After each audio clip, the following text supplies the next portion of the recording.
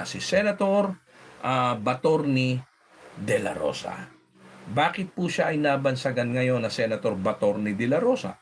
Ay sapagkat siya nga po sa halip na humatol, sa halip na duminig, sa halip na mag-aral ng usapin po tungkol sa impeachment, ay siya po ang nag-motion.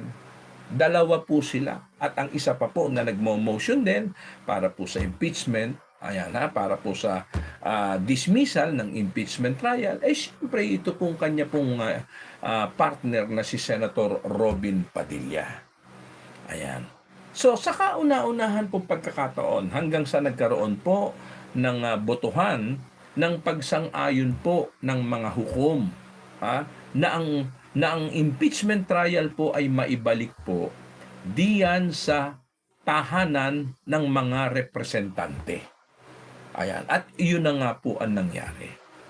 Ngayon, hindi ko po alam kung sa kasalukuyan ay tinanggap na ng tahanan ng mga representante sapagkat sa mga nakaraang araw ay ayaw po nila itong tanggapin sapagkat ang gusto po nila hindi po naman pagsalungat, sabi po ng tahanan ng representante, hindi po pagsalungat sa tagubilin ng tahanan ng mga senador. Kung hindi, ang nais po lamang nila ay ibigay po sa kanila ang kalinawan kung bakit po nila ibinabalik. Ano po ang malinaw na depekto ng desisyon, ng kanila pong naging desisyon para po mas malinaw kung bakit po nila ibinabalik. Kasi ayon po sa tahanan po ng representante, hindi pala po pwede na basta gusto mo lamang ibalik. Hindi pala po pwede na basta napagkasunduan nyo lamang ibalik ay ibabalik. Kinakailangan malinaw po ano po ba ang naging depekto, ano po ba ang naging lapse ng mga congressman. Bakit nyo po ibinabalik? So yun po ang gustong marinig, yun po ang gustong malaman ng House of the Representative. Nais po nila na maging malinaw kung bakit po nila ibinabalik. Yun pong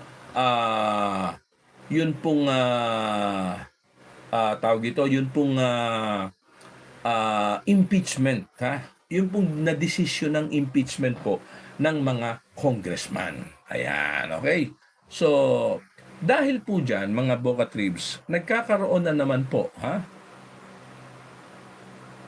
dahil po dyan, mga Boca Tribs, ay nagkakaroon na naman po ng bahagyang pagtatalo, sa kapwa po mga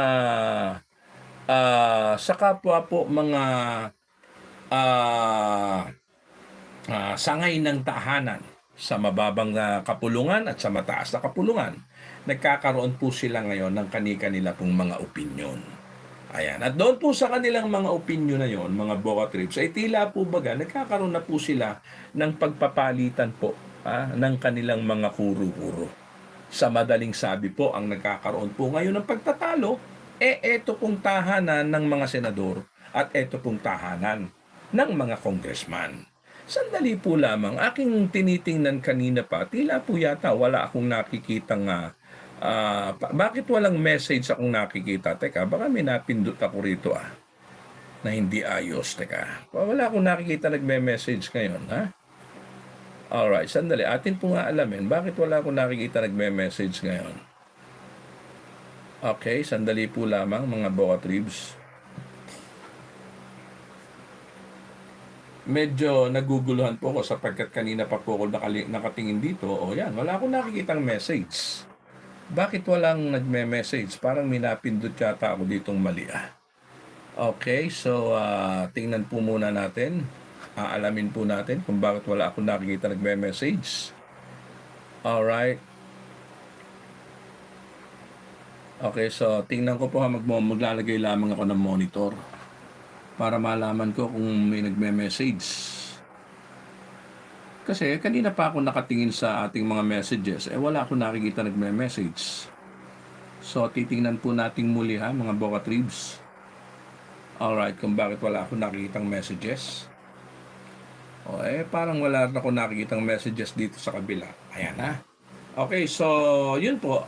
Hindi ko po alam kung bakit wala akong message ngayon. Wala akong nakikitang messages. Ayan, baka po pwede matulungan ako ng ating mga Boca Tribs dyan. Bakit? Kaso hindi kayo makaka-message. Teka lang ating